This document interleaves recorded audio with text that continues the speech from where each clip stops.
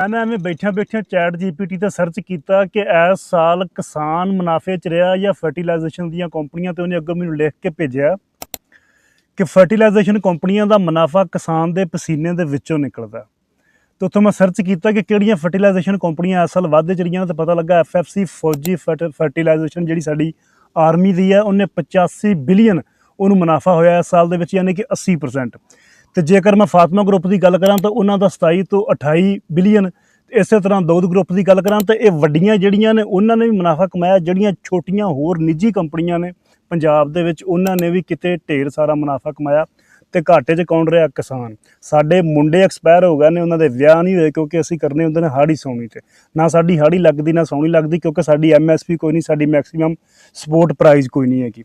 ਕਣਕ ਵੀ ਰੁਲਦੀ, ਮੂੰਜੀ ਵੀ ਰੁਲਦੀ, ਮਕਈ ਵੀ ਰੁਲਦੀ, ਕਮਾਂਦ ਵੀ ਰੁਲਦਾ, ਕਿਸੇ ਫਸਲ ਦਾ ਰੇਟ ਕੋਈ ਨਹੀਂ। ਤੇ DAP ਵੇਖ ਲਓ 14,000 ਤੋਂ ਲੈ ਕੇ 17,000 ਤੱਕ ਲੱਭਦੀ ਹੈ।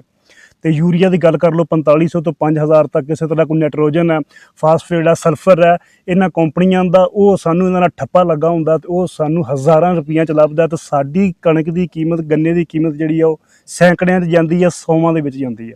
ਵਜ੍ਹਾ ਕੀ ਹੈ ਕਿ ਅਸੀਂ ਸਿਰਫ ਬੋਲਦੇ ਨੇ, ਸਾਡੀ ਕੋਈ ਤਨਜ਼ੀਮ ਕੋਈ ਨਹੀਂ, ਸਾਡਾ ਕੋਈ ਇਕੱਠ ਕੋਈ ਨਹੀਂ ਹੈ। ਤਾਜਰਾਂ ਦਾ ਮਸਲਾ ਬਣਦਾ, ਕਿਸੇ ਹੋਰ ਕਿਤੇ ਦਾ ਮਸਲਾ ਬਣਦਾ, ਤੇ ਰੋਡਾਂ 'ਤੇ ਆਉਂਦੇ ਨੇ, ਬੋਲਦੇ ਨੇ, ਗੌਰਮੈਂਟ ਦੇ ਖਿਲਾਫ ਨਿਕਲਦੇ ਨੇ, ਆਪਣਾ ਹੱਕ ਮੰਗਦੇ ਨੇ। ਲੇਕਿਨ ਕਿਸਾਨ ਜਿਹੜੀ 70% ਤੋਂ ਵੱਧ ਕਿਸਾਨੀ ਆ ਪਾਕਿਸਤਾਨ ਦੀ, 90% ਤੋਂ ਵੱਧ ਪੰਜਾਬ ਦੀ ਆ, ਅੱਜ ਤੱਕ ਬੋਲੇ ਨਹੀਂ। ਸੋਸ਼ਲ ਮੀਡੀਆ ਉੱਤੇ ਘੱਟੋ ਘੱਟ ਅਸੀਂ ਅਗਰ ਬੋਲੀਏ ਤਾਂ ਸੋਸ਼ਲ ਮੀਡੀਆ ਦੇ ਉੱਤੇ ਸਭ ਤੋਂ ਜ਼ਿਆਦਾ ਪਿੰਡਾਂ ਵਾਲੇ ਬੈਠੇ ਨੇ, ਕਿਸਾਨਾਂ ਦੇ ਪੁੱਤ ਬੈਠੇ ਨੇ, ਲੇਕਿਨ ਉਹ ਵੀ ਨਹੀਂ ਬੋਲਦੇ ਇਸ ਚੀਜ਼ 'ਤੇ।